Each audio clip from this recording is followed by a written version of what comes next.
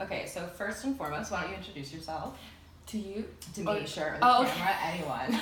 I'm Laverne from Freedom in Fashion. I'm the executive director. Fantastic. Okay, so what is Freedom in Fashion, and what are the services that you offer the girls, but specifically psychological services? Okay, so Freedom in Fashion, we're a nonprofit, so 501c3, but we kind of just live off of and operate off of the truth that humanity was created for freedom in every individual. Yes. It's an inherited right. Yes. Freedom, so we built this program kind of using the fundamental tools of fashion and beauty, paired with coaching and like methodology training and things like that. So the youth in our program, while creating a fashion line, is also breaking through mental barriers of habits, hang-ups, them just exercising the right part of their brain again, because when you're on survival mode, you do it to an extent, but it's not at all at the capacity. Well, it's so instinctual. It's just like right. This fear So and you're not. Stress it's really hard for anyone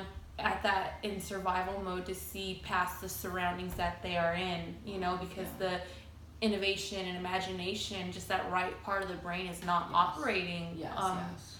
It doesn't have the mental capacity to. So we kind of give them an outlet to do that alongside coaching, and then them too. Creating the line is a huge accomplishment, so that does something for just their self-image. But that's kind of like psychologically what we really focus on, is really getting those gears on the right side of the brain to kind of get out of survival mode, pump oil in that, so they can start having dreams again. Okay, amazing. I love that. Okay, so that's kind of your guys' mission statement then too. Yeah, our mission statement technically is through fashion and beauty, we empower youth conquering trafficking, abuse, and other injustices. Okay, fantastic. Technically. Yes.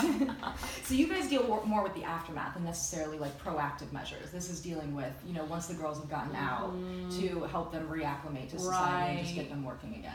Yeah, so there's like 12 steps of the rescue to rehabilitation process, and we're probably around like the later steps. So this is like after they've been rescued, they kind of have enough of a mental capacity and like just emotional wellness to now learn like extracurriculars. Okay. Yes. I don't like to call it extracurriculars because it's very needed. Yes, it's as needed as math and science, but it's it's how it's categorized. Yes, that's true. All right. So what are the girls' backgrounds mostly? Like, are they coming from internationally? Are they all from LA originally when they came out? Where, like, are they from all over the US?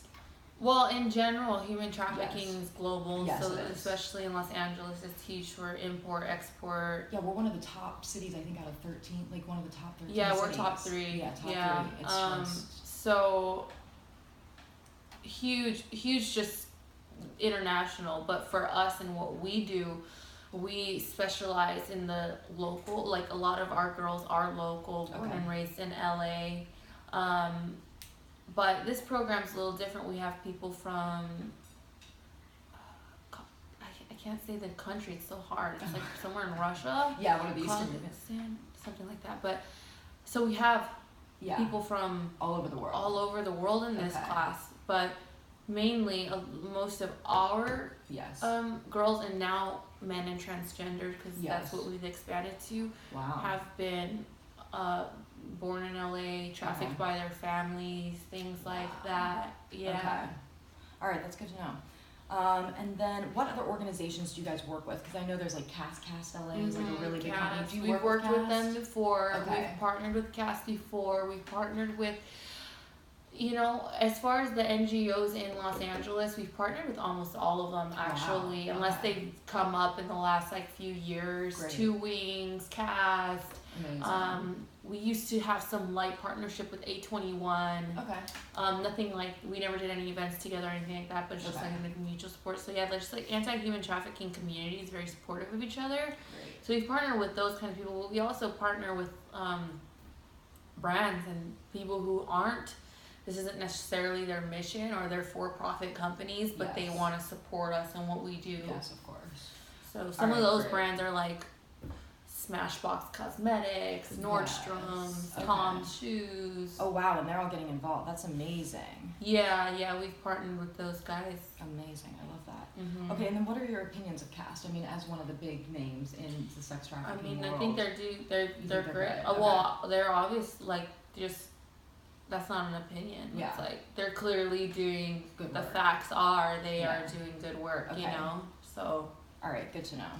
All right, just a couple more. Okay, so who funds F&F? Because I understand that it is like a nonprofit, but so does the government fund it, or is it like a donation type thing? Do you guys fundraise?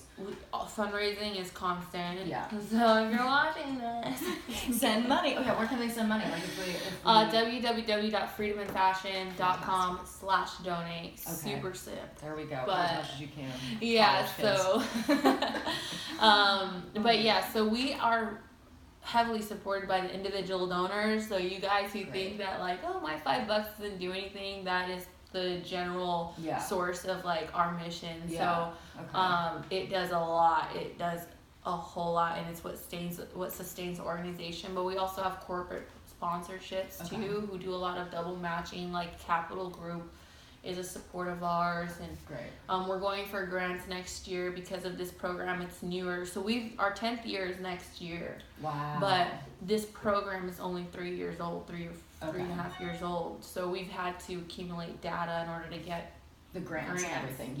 So that's where we are now. Now we've kind of like, okay, we have 3 years. Oh, hi, kitty. Get off of her coffee. That's not your coffee. Okay, hope your class is mine. No, we don't. It's like the Chelsea show. We just got animals running around. It's perfect. I forgot what I was saying, but now we have some data. Great. So we can... Oh, hey, everyone. This is Grace Lynn. We call her Gracie. She's so cute. Okay. Okay, so what in your opinion are some of the key factors that are perpetuating maybe like sex trafficking or violence towards women in general? I mean, I know we live in this patriarchal framework and there's a lot of that, but what is maybe one of the big things you wish we could do? I mean, besides ending it altogether, of course. Honestly, there needs to be a lot more care for the perpetrators. I think we put them in this, demonizing, which it is horrible. I don't justify anything. Obviously, I'm working full time to stop their actions, but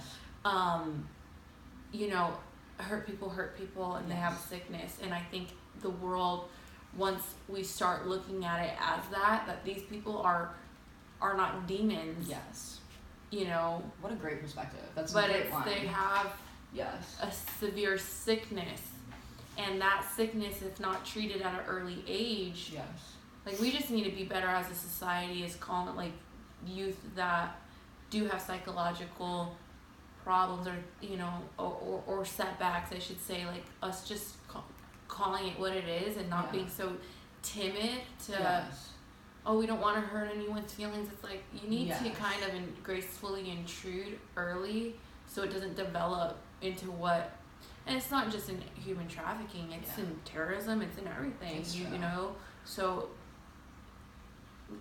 studies show that the perpetrators have been abused themselves. It's an ongoing cycle, but you stop it there.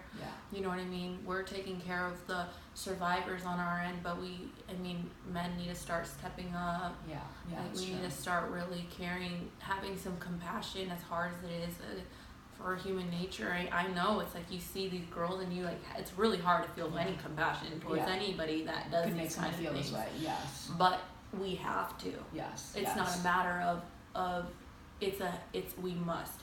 I think it's as a society, maybe we're just scared. I think we're scared to look for the humanity. It's so easy to demonize them because to see that they're a human being and that maybe we're capable of something too, because they're just as human as we are. If our circumstance, that's a scary. We all have a darkness. It's whether it's which mouth you feed, and a lot of these people, they're set back from birth. They're born into abuse, so they go on and they abuse themselves. So. I think that's honestly you got to get to the root of it, and that's the psychological development of the perpetrator and how the spiritual wellness of humans. So Okay, that's amazing. I love that line. Yeah. And then also the last one, do you keep tabs on the girls after they leave Freedom in Fashion? Do you usually like stay in touch with the girls for years to follow up and see how they're doing? Or right. We do some of them, and some of them we don't, because we never force, you know, so there are people who like, you know, some of the girls from the last program will be at the event. And she's done.